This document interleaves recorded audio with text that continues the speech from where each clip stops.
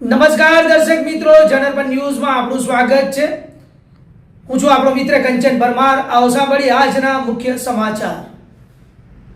પંચમહાલ જિલ્લાના કાલોલ તરફથી પસાર થતા દિલ્હી મુંબઈ એક્સપ્રેસ કોરિડોર પર આજે એક ગોઝારો અકસ્માત સર્જાયો। પૂરપાટ ઝડપે જઈ રહેલી એક કાર ચાલકે સ્ટીયરિંગ પરથી કાબુ ગુમાવતા કાર ડિવાઈડર કૂદીને હાઈવેની બીજી તરફ ફંગોળાઈ ગઈ હતી।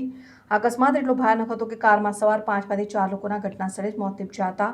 મૃતક તમામ લોકો વડોદરાના ખીંજી પરિવારના સભ્ય હતા, જેઓ રાજસ્થાન પ્રવાસથી પરત ફરી રહ્યા હતા અને કારના મુખમાં હોમાયેલા સભ્યોમાં સાજિદ ઇકબાલ ખીંજી, ઇલિયાઝ ઇકબાલ ખીંજી, ઇશાક ઇકબાલ ખીંજી અને રેહાન અજગર ખીંજીનો સમાવેશ થાય છે। આ દુર્ઘટનામાં એક વ્યક્તિનો આબાદ બચાવ થયો છે, જે અત્યારે આઘાતમાં છે।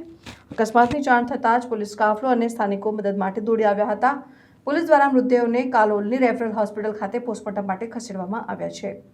હોસ્પિટલ પરિસરમાં પરિવારજન સ્વજનોના હૈયાફાટ રુદનથી ગમગીની છવાઈ ગઈ હતી। એક સાથે ઘરના 4 સભ્યો ગુમાવનાર ખીંજી પરિવાર પર શોકનો પહાડ તૂટી પડ્યો છે। પંચમહાલ પોલીસે ગુનો નોંધી વધુ તપાસ હાથ ધરી છે। એક્સપ્રેસ વે ઉપર કાર ડિવાઈડર કૂદીને બીજી તરફ કેવી રીતે પહોંચી તે અંગે પોલીસ ટેકનિકલ પાસાઓની પણ તપાસ કરી રહી છે। હાલ પ્રાથમિક અનુમાન મુજબ ચાલકે કાબુ ગુમાવતા જ આ હોનારત સર્જાઈ હોવાનું મનાઈ રહ્યું છે। એક્સપ્રેસ વે પરની ગતિ અને ક્ષણભરની બેદરકારી કેવી રીતે એક હસતા રમતા પરિવારને તબાહ કરી શકે છે, તે આ ઘટનાઓ ફરી એકવાર સાબિત કરી દીધું છે। સમગ્ર વડોદરા શહેર આ દુર્ઘટનાથી સ્તબ્ધ છે।